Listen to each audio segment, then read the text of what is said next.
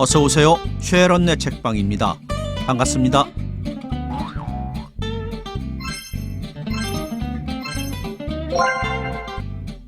오늘 이 시간은 고전소설 심생전을 준비했습니다. 심생전은 조선 후기 성균관 유생으로 있던 이옥이란 선비가 쓴 단편인데요. 염정소설로 분류되는 단편입니다. 심생전은 초단편 소설임에도 불구하고 자유연애 사상이나 여성의식의 성장, 중인층의 성장, 신분질서의 동요 등 조선 후기의 사회상을 엿볼 수 있는 중요한 작품인데요. 춘향전이나 심청전과 같은 대작은 아니지만 단순 명료한 문체와 깔끔한 구성, 분명한 주제의식은 연희 고전 작품들과도 견줄만한 역작입니다. 신분이 다른 두 남녀의 비극적 사랑을 다룬 심생전. 시작합니다.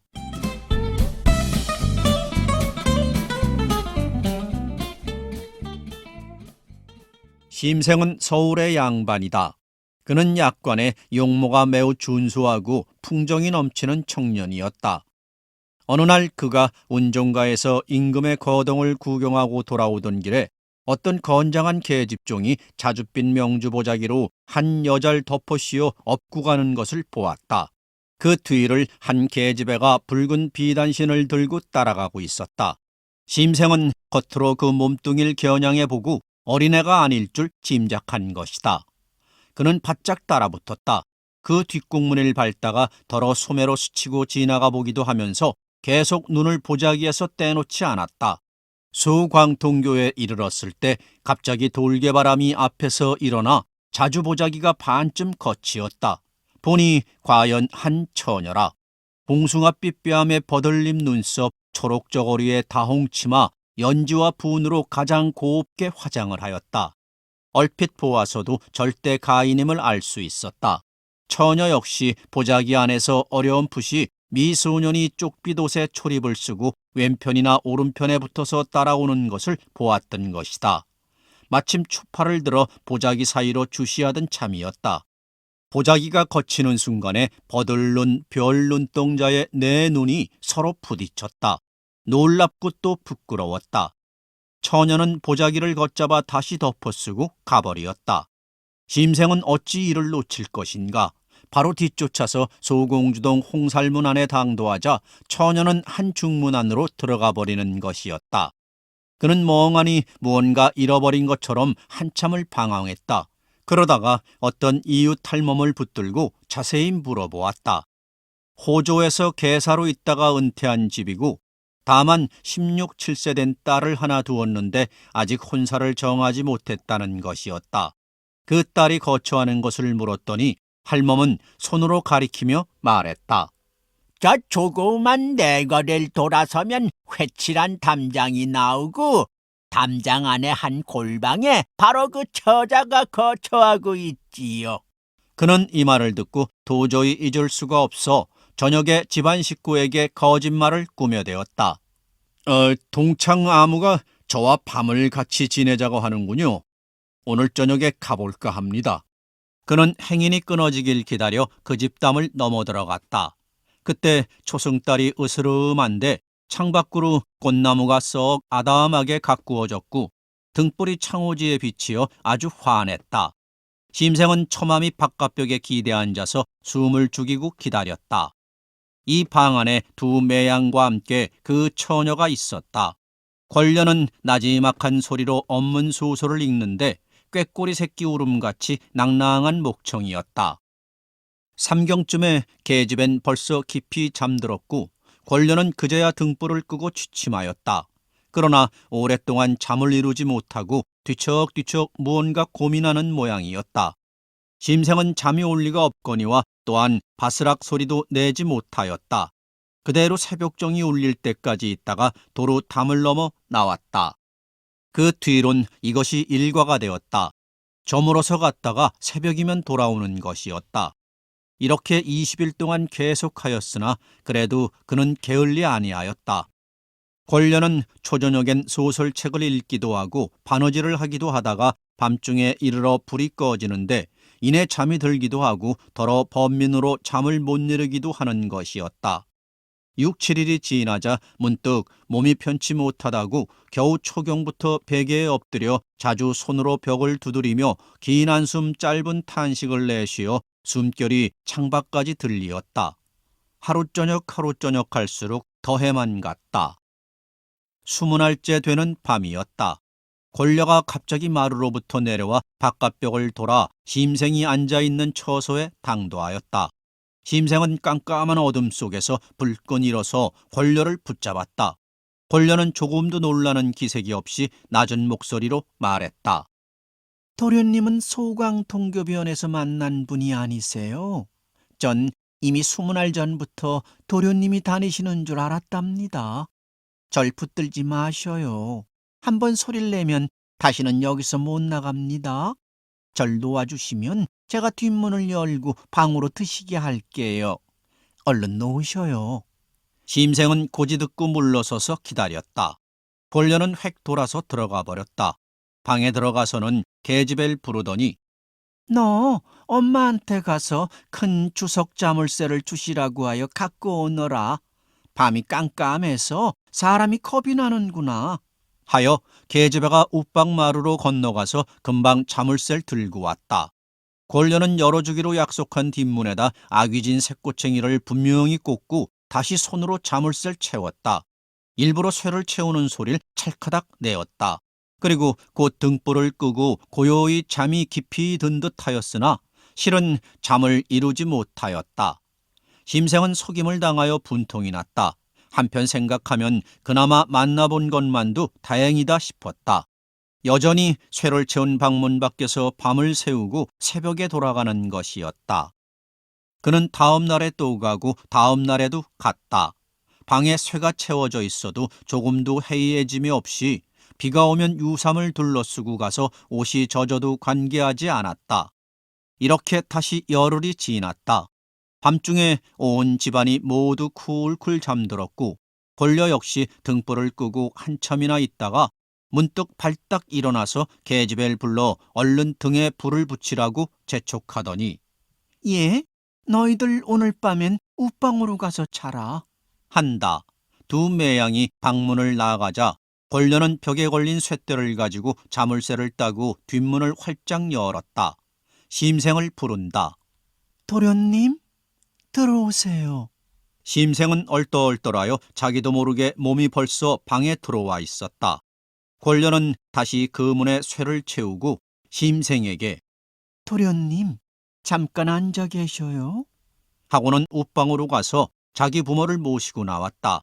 그 부모는 보고 어리둥절하였다. 권녀는 말을 꺼내었다. 놀라지 마시고 제 말을 들어보셔요.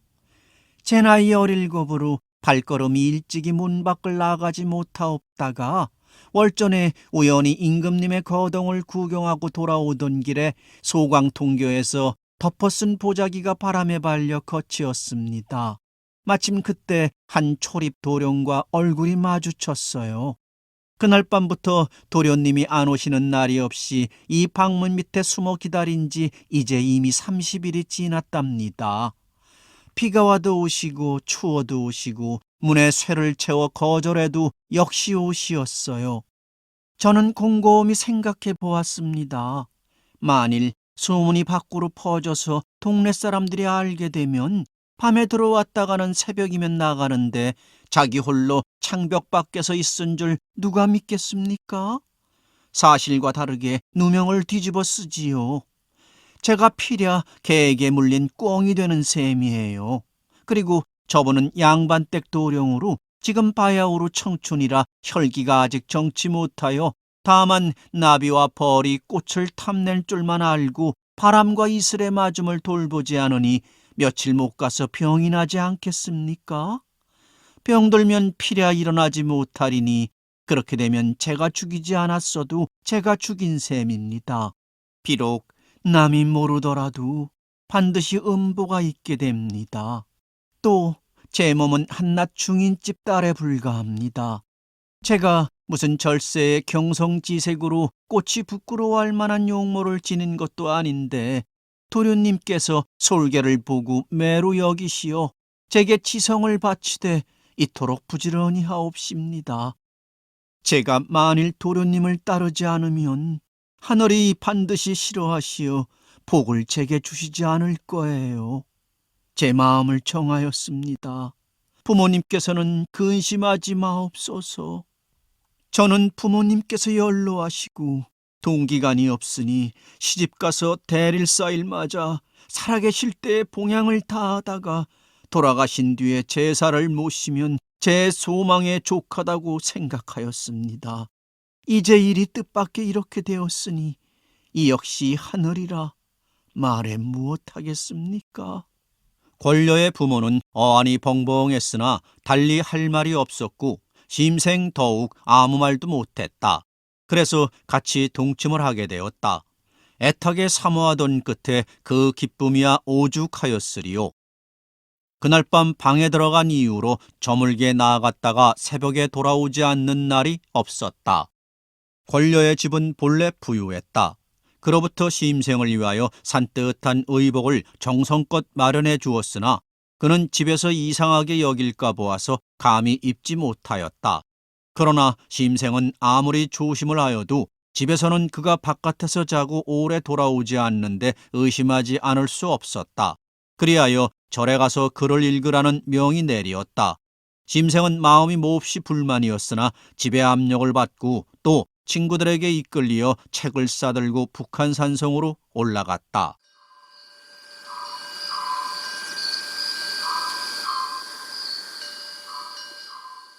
선방에 머문 지 근 한 달 가까이 되었다.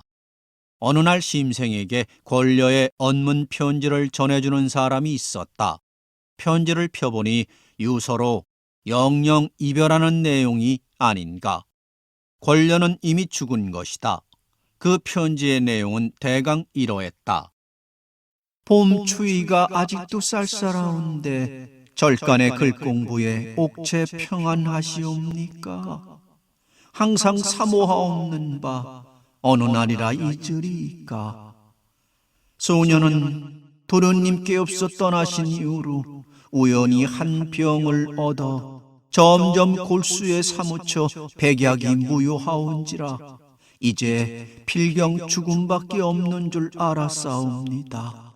소녀처럼 방명한 몸이 살아본들 무엇하로리까마는 우선 세 가지 큰 한을 가슴에 안고 있으니 죽음의 당에서도 눈을 감지 못하옵니다.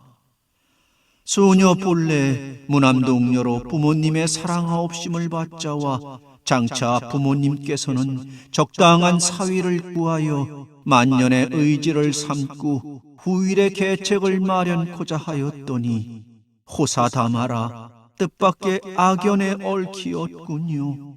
열아가 외람댁에 높은 소나무에 붙었으나 주진지게가 이제 단망이옵니다. 이는 소녀가 아무 낙이 없이 씨름하다가 마침내 병으로 죽음에 이른 까닭이었고 이제 고당학발은 영원히 의뢰할 곳이 없게 되었사오니 이것이 첫째 한이옵니다. 여자가 출가하면 비록 중년이라도 문에 기대어 손님을 맞는 기생의 몸이 아닌 다음에야 남편이 있고 또 시부모가 있겠지요.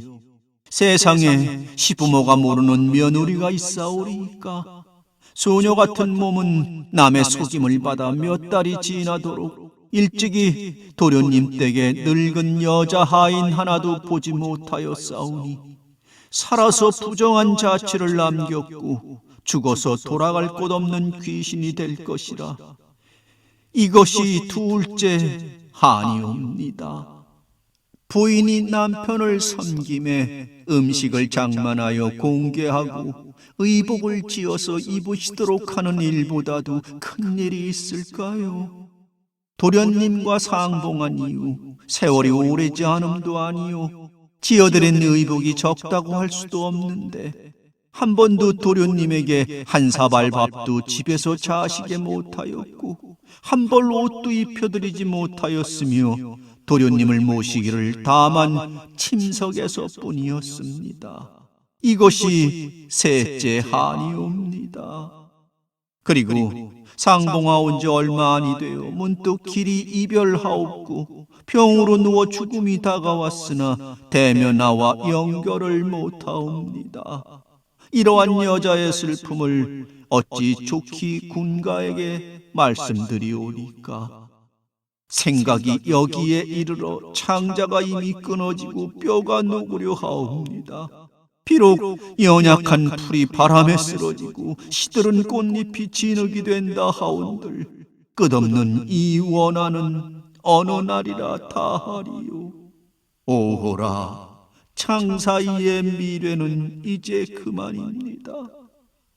바라옵건대 도련님은 소녀를 염두에 두시지 마옵시고 더욱 글 공부에 힘쓰시어 일찍이 청운의 뜻을 이루옵소서. 옥체를 내내 보중하옵기 천만 비옵니다. 심생은 이 편지를 받고 자기도 모르게 울음과 눈물을 쏟았다. 이제 비록 슬프게 울어보나 무엇하겠는가. 그 뒤에 심생은 붓을 던지고 무변이 되어 벼슬이 금오랑에 이르렀으나 역시 일찍 죽고 말았다.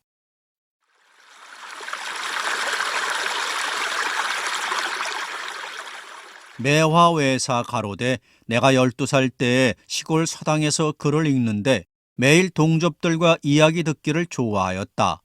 어느 날 선생이 심생의 일을 자세히 이야기해 주시고 심생은 나의 소년시 동창이다. 그가 절에서 편지를 받고 통곡할 때에 나도 보았더니라. 그래서 이 이야기를 듣고 지금까지 잊지 않았구나 하시고 이어서 내가 너희들에게 이 풍류 소년을 본받으라는 것이 아니다. 사람이 일에 당해서 진실로 꼭 이루고야 말겠다는 뜻을 세우면 규중의 처자라도 오히려 감동시킬 수 있거늘 하물며 문장이나 과거야 왜 안 되겠느냐 하시었다. 우리들은 그 당시 듣고 매우 새로운 이야기로 느끼었다. 뒤에 정사를 읽어보니 이와 비슷한 이야기도 많았다. 이에 이를 추기하여 정사의 보유를 삼을까 한다.